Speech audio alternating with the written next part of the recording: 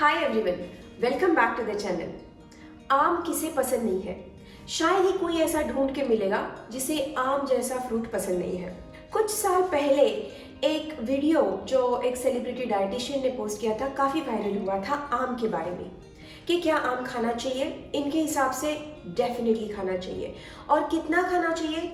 इनके हिसाब से जितना आपका मन करे उतना खाना चाहिए। ये सेलिब्रिटी डाइटिशियन जिस टाइप ऑफ ईटिंग के बारे में बात कर रही है उसको कहते हैं इंट्यूटिव ईटिंग। क्या इंट्यूटिव ईटिंग सबके लिए सही है? जानते हैं इस वीडियो में।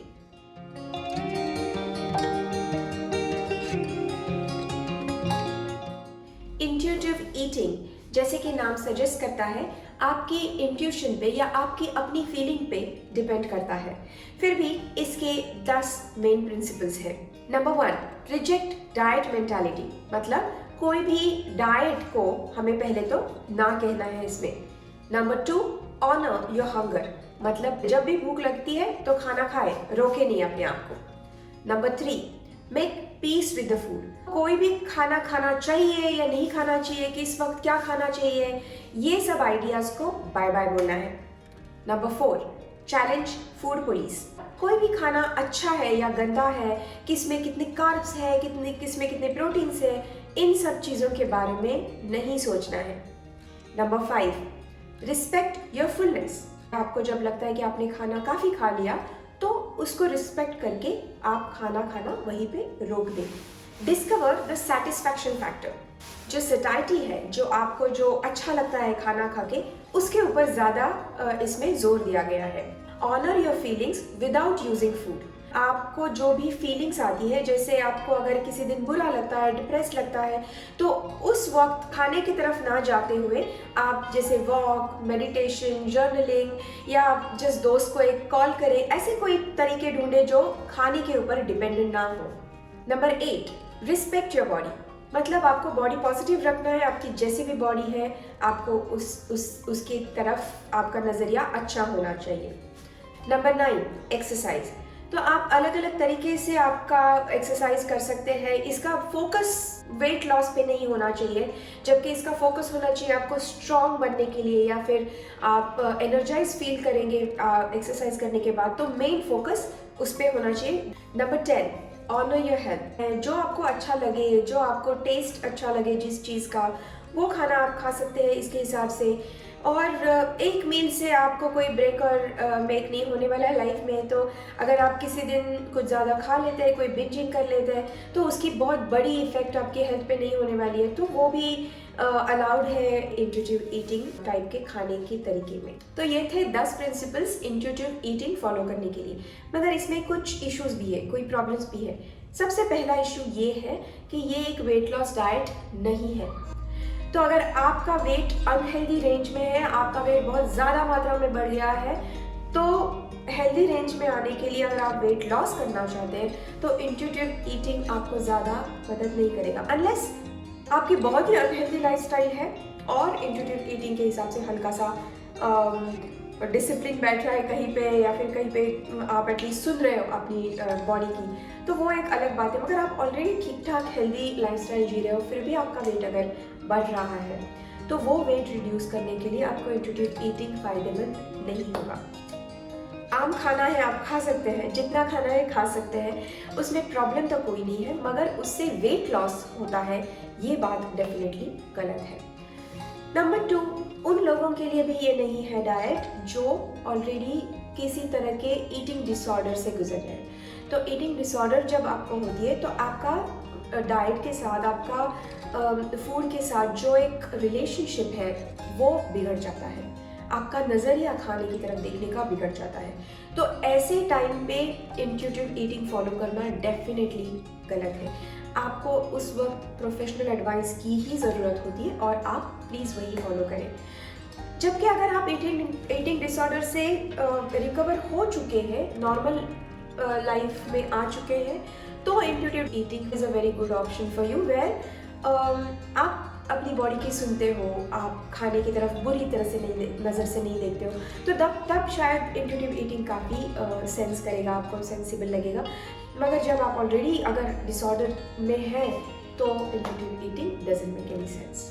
Third, can you trust your feelings over science? I don't think so. I am a science student and I believe कि डाइट और न्यूट्रिशन ये एक साइंस है, ये एक शास्त्र है, तो इसको आपके फीलिंग्स के ऊपर छोड़ देना मुझे नहीं लगता सही है।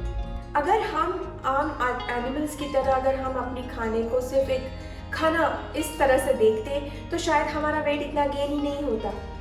तो हम जब फीलिंग्स को ज़्यादा इम्पोर्टेंस देंगे, अगर हम शास्त्र को नहीं देखेंगे, हम अगर न्यूट्रिशनल इंफॉर्मेशन नहीं देखेंगे, तो डेफिनेटली आप अनहेल्दी की तरफ जाने के चांसेस ज़्यादा बढ़ते जाएंगे। तो आपको लगता है कि आप फीलिंग्स के ऊपर ट्रस्ट कर सकते हैं साइंस से ज़्यादा? मुझे नहीं लगता। आपके क्या ओपिनियन है मुझे कमेंट बॉक्स में डेफिनेटली बताइए। चलते हैं नेक्स्ट पॉइंट की तरफ। फोर्थ पॉइंट ये है फूड एडिक्शन। तो एडिक्शन ये वर्ड काफ़ी स्ट्रॉन्ग वर्ड फील होता है, काफ़ी लोगों को लगता है कि अल्कोहल का एडिक्शन होता है या स्मोकिंग का एडिक्शन होता है, ड्रग्स का एडिक्शन होता है, मगर खाने का भी एडिक्शन होता है।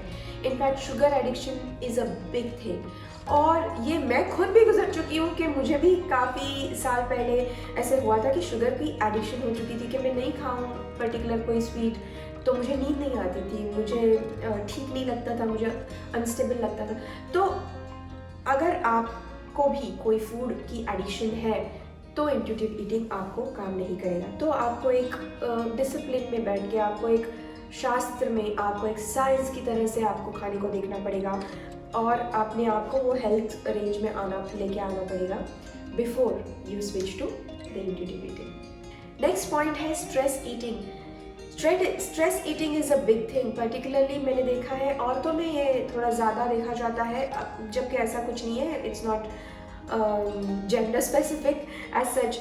मगर देखा गया है कि जब हमारा मूड डाउन होता है तो अपना हाथ ऑटोमेटिकली एक चिप्स के पैकेट की तरफ या ऑटोमेटिकली केक की तरफ या ऑटोमेटिकली चॉकलेट की तरफ हमारा हाथ चला जाता है, क्योंकि ये सब खाना, ये सब टाइप के फूड जो होते हैं जिनको कंफर्ट फूड बोलते हैं, वो आपको एक रिवॉर्ड फील करवाते हैं। आपके ब्रेन में एक रिवॉर्ड सिस्टम होता है जो शुगर से भी आप ट्रिगर कर सकते हैं, तो आपको एक फील गुड मिलता है ये टाइप के खाना खाने की वजह से। मगर क्या ये खाना सही है? नहीं, मुझे नहीं लगता है कि स्ट्रेस के टाइम पे अगर आप वॉक पे जाए या फिर आप एक्सरसाइज करें तो भी आप अपने आप को वो डोपामिन का एक्स्ट्रा डोज दे सकते हैं। जबकि इंट्यूटिव ईटिंग में भी एक प्रिंसिपल ये था कि खाने पे अपनी फीलिंग्स दबाने के लिए, सप्रेस करने के लिए खाने का इस्तेमाल ना करें। मगर क्या हम लोग इतनी आसानी से वो कर पाते हैं? मुझे नहीं लगता है। तो अगर अगेन आपको स्ट्रेस ईटिंग की हैबिट है तो इंट्यूटिव ईटिंग आपके लिए नहीं है। नेक्स्ट पॉइंट है मेटाबॉलिक डिसऑर्डर्स। तो काफ़ी लोगों को अलग अलग टाइप के मेटाबॉलिक डिसऑर्डर्स होते हैं, जैसे कि डायबिटीज़ हो गया या फिर और कई सारे लाइफस्टाइल डिसीजेस होते हैं जिनमें आपका शरीर बेसिकली खाना बराबर से पचा नहीं पाता है। तो ऐसे लोगों के लिए एक डॉक्टर का ओपिनियन बहुत बहुत बहुत ज़रूरी है। जैसे कि अगर आपको डायबिटीज़ है और अगर आप इनका बात सुन के अगर आप जितना चाहिए सीताफल खाए या जितना चाहे आम खाए, तो नहीं, ऐसे नहीं होता है, क्योंकि it is not completely same कि आप जितना चाहे आम खाओ और फिर भी आपको आपकी शुगर में स्पाइक नहीं मिलेगा। इनफैक्ट ऐसा देखा गया है कि जून जुलाई के आसपास में, जून जुलाई ये 3 महीने में इंडिया में शुगर लेवल्स बढ़ी हुई दिखती है, क्योंकि हम लोग ज़्यादा अमाउंट में आम खाते हैं और एक हेल्दी पर्सन को वो डाइजेस्ट करने की शक्ति होती है। मगर अगर आप कोई मेटाबॉलिक डिसऑर्डर से गुजर रहे हैं तो डेफिनेटली वो शक्ति आपकी बॉडी में नहीं है, तो वो शुगर, एक्सेस शुगर कहाँ लेके जाएंगे आप? Definitely it's going to be elevated in your blood. So अगर आपको कोई इस तरह का मेटाबॉलिक डिसऑर्डर है, डायबिटीज़ है या फिर और कई सारे प्रॉब्लम्स हो सकते हैं, तो डेफिनेटली इंट्यूटिव ईटिंग आपके लिए नहीं। नेक्स्ट पॉइंट भी काफ़ी ट्रिकी सा है कि आपकी idea about what is good food and what is bad food. जबकि इंट्यूटिव ईटिंग में कोई भी खाने को गुड फूड या बैड फूड कैटेगरी में नहीं डाला जाता है, बट स्टिल अगर आप खाना चॉइस कर रहे हैं कि आप कुछ खाना चाहते हैं, आपको भूख लगी है, तो आप क्या चूज़ करेंगे? मैक्सिमम लोग वो चूज़ करेंगे जो उनके घर में चला आ रहा है, राइट? तो अगर आपके पेरेंट्स या फिर उनके पेरेंट्स भी अनहेल्दी है और उनकी चॉइसेस भी अगर अनहेल्दी थी तो आपकी चॉइसेस भी अनहेल्दी हो सकती है। काफ़ी लोगों के घर में सब्जियां थोड़ी सी बनती है और बहुत सारा चावल या रोटियां खाई जाती हैं। क्या ये सही है? मुझे नहीं लगता। मुझे लगता है कि सब्जियों का इंटेक डेफिनेटली ज़्यादा होना चाहिए, प्रोटीन का इंटेक ज़्यादा होना चाहिए हमारे लाइफस्टाइल के हिसाब से। और एक बहुत इम्पॉर्टेंट बात यह है कि आपके जहाँ पे भी आप रहते हैं उसके हिसाब से आपको अलग अलग टाइप का खाना मिलता है। जैसे पंजाब में आप जाओगे तो आपको ज़्यादा घी मक्खन मार के पराठे सर्व किए जाते हैं। वो ठीक है वहाँ पे, क्योंकि वहाँ पे खेती में काम करने वाले लोग हैं, वहाँ पे ठंड का मौसम है। मगर वही सेम चीज़ अगर हम लोग 5 स्टार होटल में बैठ के बहुत सारा बटर डाल के खाएंगे तो डेफिनेटली वो सोचने वाली बात है कि वो क्या सही है। आप क्या वो अमाउंट में एक्सरसाइज कर रहे हैं? क्या वो एनवायरमेंटल कंडीशंस आपके आजू बाजू में हैं कि जो भी आपके पेरेंट्स खा रहे थे वो आप खा सकते हैं? तो वो एक अगेन मेरे हिसाब से एक ट्रिकी सी बात होती है कि क्या खाना अच्छा है, क्या खाना नहीं अच्छा है। क्या ये हम सिर्फ मेरे पेरेंट्स क्या खा रहे थे उस पर डिपेंड कर सकते हैं? मुझे नहीं लगता है। तो वो हैबिट्स कहीं ना कहीं ब्रेक करना बहुत ज़रूरी है, और वो ब्रेक करने के लिए साइंस का सहारा लेना, एक न्यूट्रिशन का सहारा लेना, वो बहुत ज़्यादा ज़रूरी है।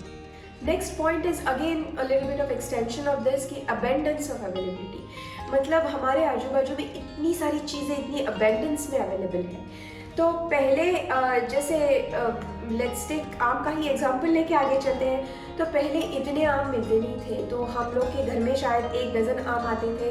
हम लोग 4 फैमिली मेम्बर्स थे तो उसमें आम बट जाते थे।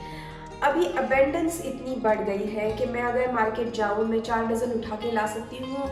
बहुत सारा because of non organic ways of growing food, खाना बहुत ज़्यादा अवेलेबल है हमारे मार्केट में। अलग अलग अलग दुनिया भर से आया हुआ खाना हमारे पास आज अवेलेबल है। ऐसे सिचुएशन में कहीं पे तो एक मॉडरेशन का रूल लगाना बहुत ज़रूरी हो जाता है। तो इट्स वेरी इजी कि आप ओवरडू करें कोई भी चीज़ को। तो इसके लिए अगेन इंट्यूटिव सिर्फ अपनी फीलिंग्स पे डिपेंड करना काफ़ी नहीं है। इसमें ज़रूरी है कि आप देखें कि आप कितना खा रहे हैं, क्या वो मॉडरेट है, क्या वो एक्सेसिव है, और कोई एक ही चीज़ आप ज़्यादा खा रहे हो वो भी गलत है। तो हर चीज़, हर टाइप की, हर न्यूट्रिशन का इनटेक आपके खाने में होना बहुत ज़्यादा ज़रूरी है। तो ये अगेन न्यूट्रिशन पे, डाइट पे डिपेंड करता है, साइंस पे डिपेंड करता है, आपकी फीलिंग्स पे नहीं। And last but not the least, हमारे आजू बाजू में जैसे अबेंडेंस जो भी चीज़ें अवेलेबल है उनमें से मैक्सिमम चीज़ें नॉन ऑर्गेनिक है। तो हमारे पुरखों ने खाया इसके लिए हम खाते हैं, ये बात करना बहुत गलत होगी अनलेस आप सिर्फ ऑर्गेनिक खाना ही खाते हैं, जो अगेन बहुत एक्सपेंसिव है, सब लोग अफोर्ड नहीं कर पाते। काफ़ी सारी चीज़ें तो ऑर्गेनिक सिर्फ लेबल डाल के आती है, अंदर नॉन ऑर्गेनिक चीज़ें होती है।